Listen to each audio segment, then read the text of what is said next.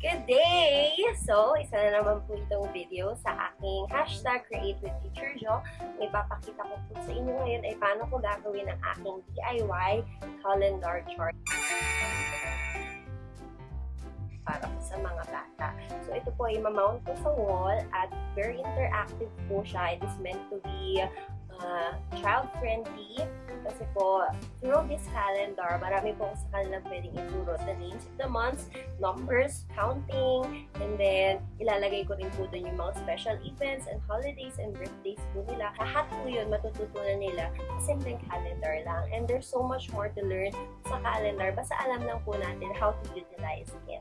So for now, tuturo ko po muna sa inyo kung paano ko ginagawa yung aking super tipid na DIY calendar. Kasi po, pag bumili po kayo, parang ganito, medyo pricey po siya actually. Pero ito po, kailangan mo lang talaga ng konting effort, pero it will last you a long time kasi alagaan lang po ng mabuti. So, let's get started!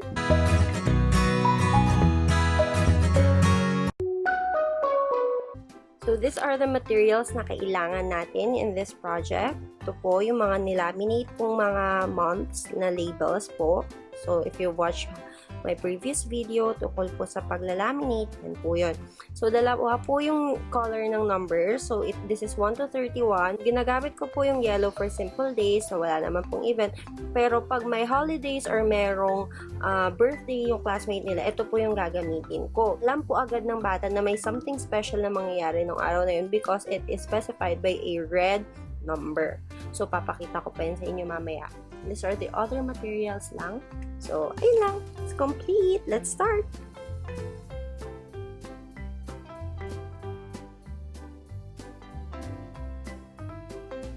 Na-map out ko na at na-trace ko na yung aking mga measurements. Ang measurement po kasi nitong ginawa kong calendar number is 1.75. So, ang ginawa ko po dito sa box na to is dapat mas malaki po yung box na paglalagyan niya. Kaya, ang ginawa ko pong measurement nito is 2 by 2. So, kaya ganyan po siya. Lalagyan po kasi natin yan ng plastic na pockets out of plastic cover. So, ito po yung step 1. Kailangan natin magkaroon ng pattern kung ano yung itsura ng ating magiging calendar. So, ngayon po, ang gagawin ko na ay lalagyan ko na siya ng marker.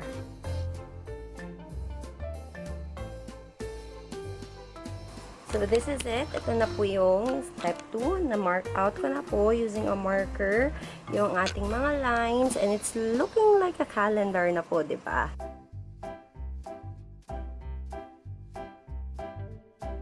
So, ang next step po natin is to use this plastic cover to make the pockets na ilalagay po natin dyan, one by one. Iba-iba po ang months of the year, di ba po? Iba-iba ang days, kaya pwedeng dito mag-start yung 1, pwedeng dito. Kaya, 6 rows, and syempre 7 columns po, each for the days of the week.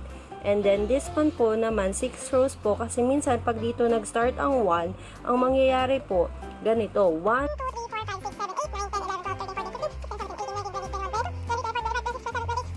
at nandito po yung 30 and 31. So, kailangan po talaga 6 rows yung gagawin ninyo.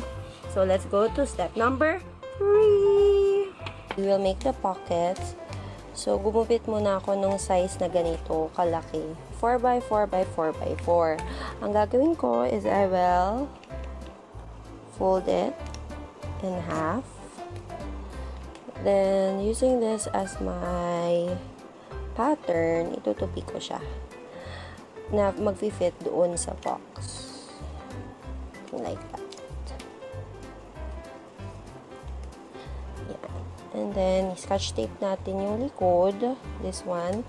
Ididikit natin siya sa ganyan. Looking like this one.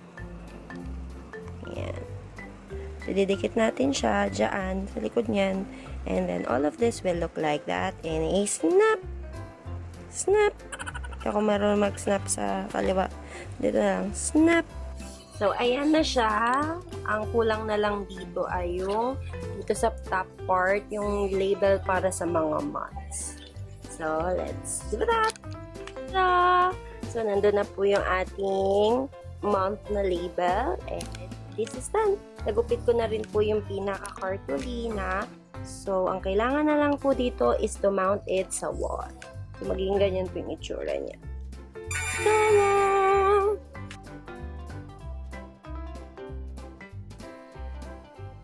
So, kung napansin nyo po, may mga red spots, diba? Red numbers. So, yun po kasi may special event dyan nangyari. Like for this, Independence Day po natin. This one is the parents' orientation. This one is our open house. And this will be the first day of class. From 18 to 21 po kasi we will have our assessment week there. And ito po kaya siya nakasara pa kasi gagawin po namin, if-flip po namin yan every day during calendar time sa circle time. So, ito po ang ating final product. So, this is the DIY calendar chart na ginawa ko po.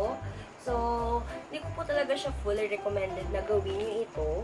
Kasi meron naman po syempre mabibili. Pero kung hindi po afford ng budget nyo at may time naman po kayo at kayang-kaya nyo po siyang gawin, meron kayong creative juices dyan, go for it. At I know ma-enjoy nyo rin yung experience na to. And let me know po kung ginawa nyo siya. Kasi baka meron po kayong natuklasan na ibang way on how to make the pockets. Kasi actually, ito po ako nagtagal sa pockets na to. And isa-isa ko po siyang ginupit and then dinikit dito. Kaya, yun po yung matagal na process. Pero the rest, kayang-kaya naman po.